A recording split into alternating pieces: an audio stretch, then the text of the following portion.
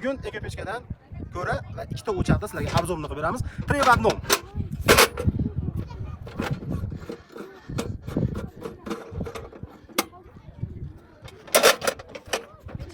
Ochilishlari, yig'ilishlari nihoyatda qulay.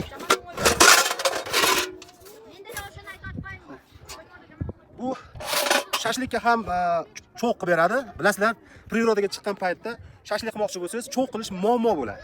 Shuning uchun biz yechim qildik. Mana bunga o'tindan tashab, ko'mirdan tashab, cho'qni qilib olganingizdan keyin ko'rangizga bemalol to'kib, osongina shashliklaringni mana shunaqa priroda pishirib bemalol yeyishingiz mumkin. Hozir sizlarga yig'ib ko'rsatib beraman. Xo'p, bu sho'rva uchun o'choq, bu choy qaynatishlik uchun o'choq. Bu sho'rva uchun hozir bularni yig'ib ko'rsatib beramiz. Birinchi qo'lani yig'ib olamiz. Chunki prirodaga chiqqanda hamma shashlik qiladi. Hatto oson.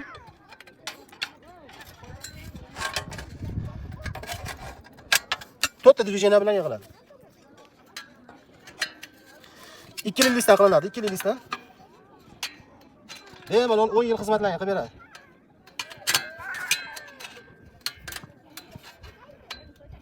Ana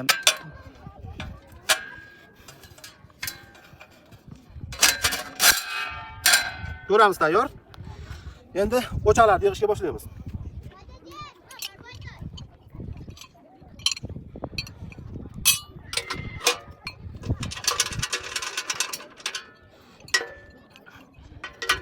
Oyoqlarni ko'ramiz. Oyoqlar nihoyatda najoshimagan. Bemalol 20 kilo, 30 kilo narsani ko'taraveradi.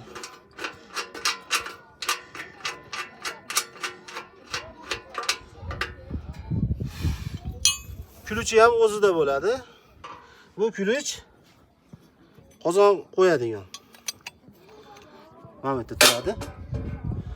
O'ziga kuluch qilib qo'yganmiz, bemalol zarurat bo'lsa qatirib olaverasiz. Bu o'choqlarimizni 3 ta oyoqli qilganmiz. Bu ekonom uchun emas, har xil baland past joylariga bemalol o'rnashishlik uchun 3 oyoq qilganmiz.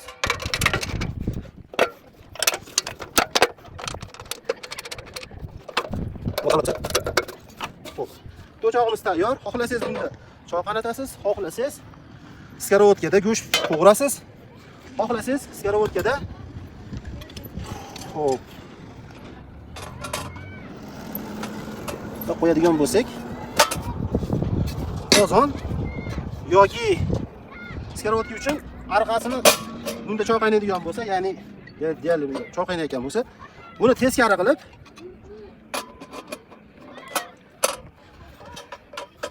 qilib kastrulda go'sht qo'ysangiz bo'ladi.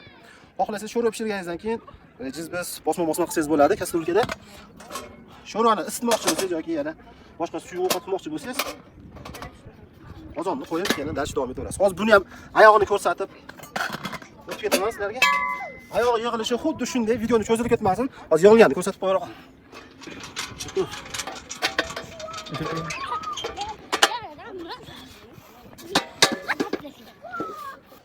Qozon o'chog'imizni ham yig'ib oldik. Endi qanday yoqilishini ko'rsatamiz.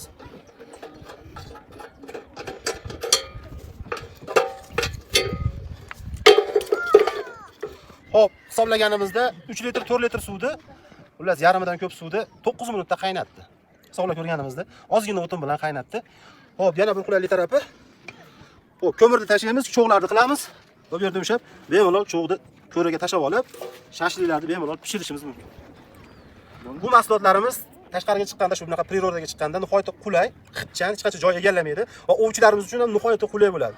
Shu to'rtoq tog'larga chiqib bemalol sizlarni baqa oladi. Xo'p, kimga shu mahsulotlarimiz yoqqan bo'lsa, Peshkuz gruppasidan aloqaga chiqishlari mumkin. Silkasini qoldiramiz va pastdagi raqamlarga bemalol telefon qilib zakazlar qilishlari mumkin.